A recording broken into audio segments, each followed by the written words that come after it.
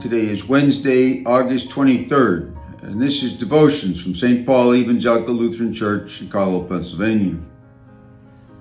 I'm going to take a passage today from Matthew's Gospel. It talks about the faith of a Gentile, a centurion, and Jesus' reaction to this centurion. So this is from the 8th chapter of Matthew's Gospel. When Jesus entered Capernaum, a centurion came to him, appealing to him and saying, "Lord, my servant is lying home paralyzed, in terrible distress." And Jesus said to him, "I will come and cure him." The centurion answered, "Lord, I am not worthy to have you come under my roof, but only speak the word, and my servant will be healed. For I am also a man under authority, with soldiers under me. And I say to the one, 'Go,' and he goes, and to another, 'Come,' and he comes, and to my slave, 'Do this,' and the slave does it." When Jesus heard him, he was amazed, and said to those who followed him, "Truly I tell you, in no one in Israel have I found such faith. I tell you, many will come from east and west and will eat with Abraham and Isaac and Jacob in the kingdom of heaven, while the heirs of the kingdom will be thrown into the outer darkness, where there will be weeping and gnashing of teeth." And to the centurion he said, "Go, let it be done for you according to your faith." And the servant was healed in that hour.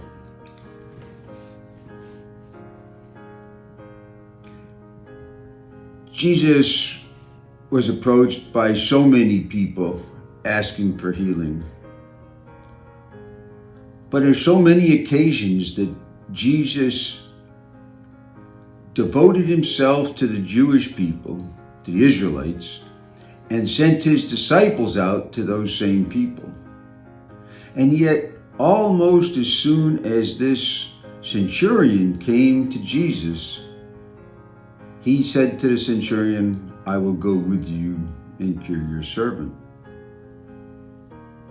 Now, there's a couple of things about this that are personal to me. First, the centurion is a Roman soldier, and it is good for me to see Jesus relating to soldiers, since I was one. But more than that, he's relating to people who don't look like him, who don't have the same background faith that he has, and yet have come to believe that Jesus is very special. I don't know that the centurion would call him Messiah like the Israelites would, because he doesn't have that background, but he certainly believes that Jesus is special, and I think personally believes that Jesus is the Son of God. And so he asks. And I think it's significant that he asks on behalf of his servant.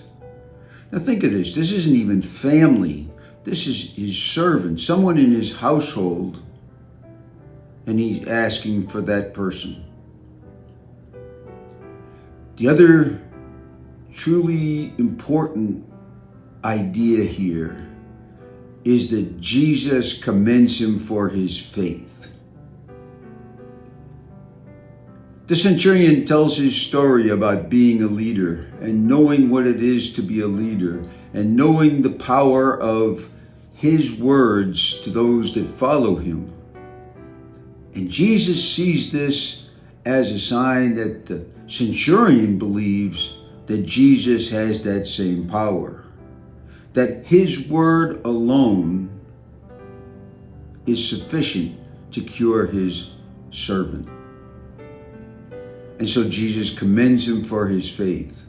And in fact, he says, "Many will come from the east and west and enter the kingdom of heaven, while those who are heirs of the kingdom will be thrown out."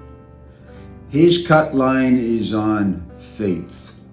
It's important to understand That is the bottom line for Jesus. In fact, at the end, he says, go your way, it will be done for you according to your faith. So what's the story for us? Well, I think there are many. One, there's the encouragement that Jesus has extended his love and consideration to Gentiles, because we are all Gentiles. Second, I think it's important to understand that faith is what gets us that connection with Jesus, what gets us that relationship with Jesus. And it's important to be out front on your faith, especially with Jesus, to foster that relationship.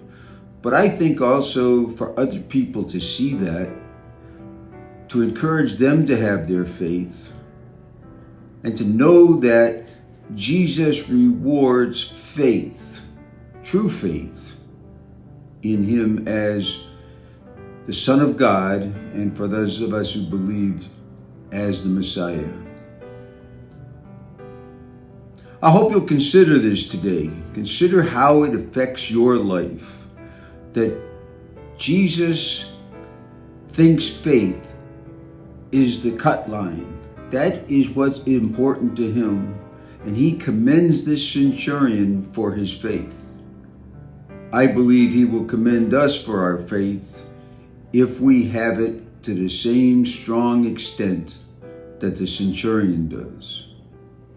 I hope you'll think about this. I hope you'll read the 8th chapter of Matthew and get the same inspiration that I do. And I hope that you have faith in Jesus, that you are willing to share and willing to say out loud, I believe you are the Lord and Savior.